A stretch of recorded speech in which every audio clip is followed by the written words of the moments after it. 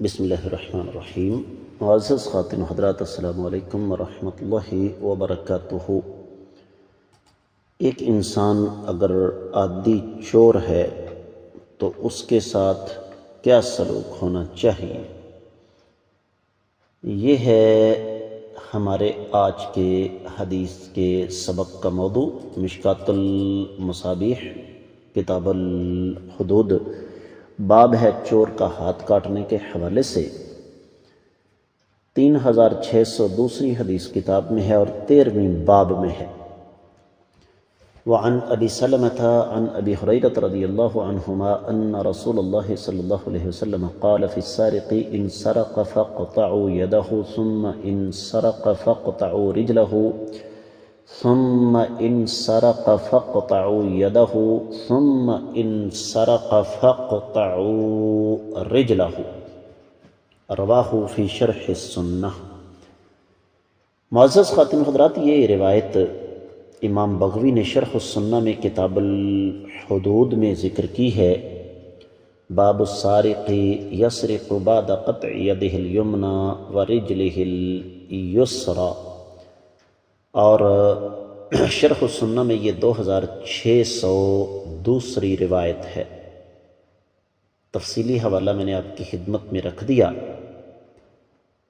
یہی روایت ہمیں امام بہقی کی کتاب معرفت السنن والآثار میں مل جائے گی، یہی روایت ہمیں دارقطنی میں مل جائے گی، یہی روایت ہمیں مسند الفردوس امام دیلمی کی کتاب ہے اس میں مل جائے گی، لیکن یہ روایت سند کے اعتبار سے صحیح نہیں ہے، اس لیے کہ اس کی سند میں محمد بن عمر بن واقد الواقدی ہے۔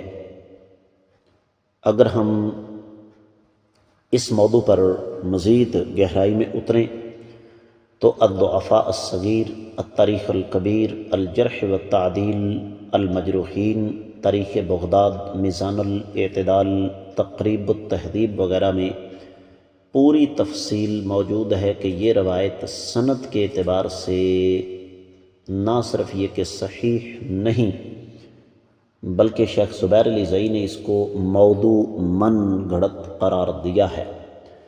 ترجمہ اس کا یہ بنتا ہے کہ سیدنا ابو ہریرہ رضی اللہ تعالیٰ روایت کرتے ہیں کہ نبی علیہ السلام نے چور کے بارے میں فرمایا، اگر وہ چوری کرے تو اس کا ہاتھ کاٹ دو، پھر اگر چوری کرے تو اس کا پاؤں کاٹ دو، اگر پھر چوری کرے تو اس کا دوسرا ہاتھ کاٹ دو، اور اگر پھر چوری کرے تو اس کا دوسرا پاؤں کاٹ دو۔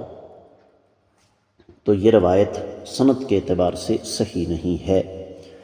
تو جب روایت صحیح نہیں تو پھر ہم اس پر کیسے فیصلہ کر سکتے ہیں کہ چور کو یہ سزا دینی چاہیے؟ لیکن سوال پھر یہاں آ جاتا ہے کہ اگر چور کو یہ والی سزا نہیں دینی چاہیے کیونکہ اس بارے میں وارد شدہ روایت سند کے اعتبار سے ضعیف بلکہ موضوع تک کے درجے کو پہنچ جاتی ہے، من گھڑت، تو پھر کیا کیا جائے؟ اس سلسلے میں اہل علم کی آراء مختلف ہیں، لیکن جو چیز ہمیں قرین قیاس معلوم ہوتی ہے وہ یہی ہے کہ عادی چور کا معاملہ حد سے آگے تعزیر میں چلا جاتا ہے، قاضی فیصلہ کرے گا اس کے ساتھ کیا سلوک کیا جائے۔ اس کے ساتھ ہی آج کے حدیث کے سبق سے اجازت دیجیے۔ السلام علیکم ورحمۃ اللہ وبرکاتہ۔